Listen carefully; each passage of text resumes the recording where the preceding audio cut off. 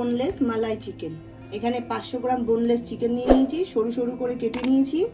এবার কড়াইতে আমি সাদা তেল দিয়ে দেবো। কড়াইতে আমি সাদা তেল দিয়ে দিচ্ছি। তেল গরম হয়ে গেছে, এবার দিয়ে দিচ্ছি 1 চামচ বাটার।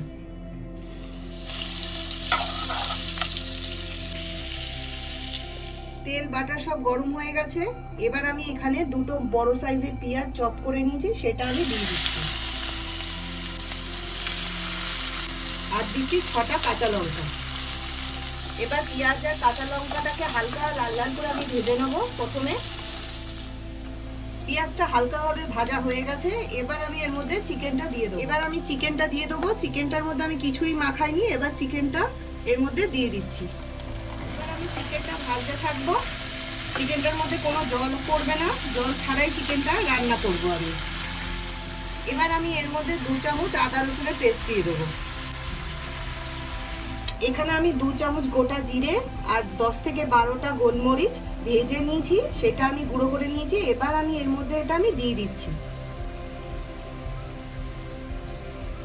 আর 1 চামচ ধনের গুঁড়ো দিয়ে দিচ্ছি। এবার আমি চিকেনটাকে ভালো করে ভাজতে থাকবো। এখানে আমি দুটো মিডিয়াম সাইজের টমেটো টুকরো করে কেটে নিয়েছি, সেটা আমি দিয়ে দিলাম। আর দিয়ে দিচ্ছি আন্দাজ মতো নুন।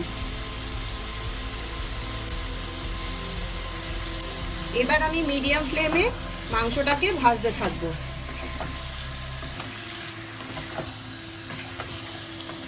চিকেনে দেওয়ার জন্য একটা পেস্ট বানাবো, তার জন্য লাগবে 5টা কাজু, মতো 4 মগজ, 4 থেকে 5 চামচ টক দই।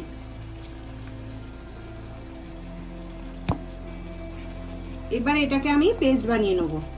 এটা অনেকটা কষানো হয়ে গেছে। এবার আমি এই দই আর কাজুর যে পেস্টটা বানিয়েছিলাম, সেটা আমি এবার দিয়ে দিচ্ছি। এবার একটু কষিয়ে নেব। এবার আমি জার ধোয়া জলটা দিয়ে দেবো। এবার এর মধ্যে 1 চামচ চিনি দিয়ে দেবো। এবার চিকেনটাকে আমি ভালো করে কষিয়ে নেব। চিকেনটা ভালো করে কষানো হয়ে গেছে আর সিদ্ধ হয়ে গেছে, এই যে পুরো সিদ্ধ হয়ে গেছে। এবার আমি এর মধ্যে ফ্রেশ ক্রিম দিয়ে দিচ্ছি অল্প করে। মধ্যে দিয়ে দিচ্ছি ড্রাই রোস্ট করা কাসুরি মেথি আর দিয়ে দিচ্ছি গরম মশলার গুঁড়ো। কিছুক্ষণ কষাবো।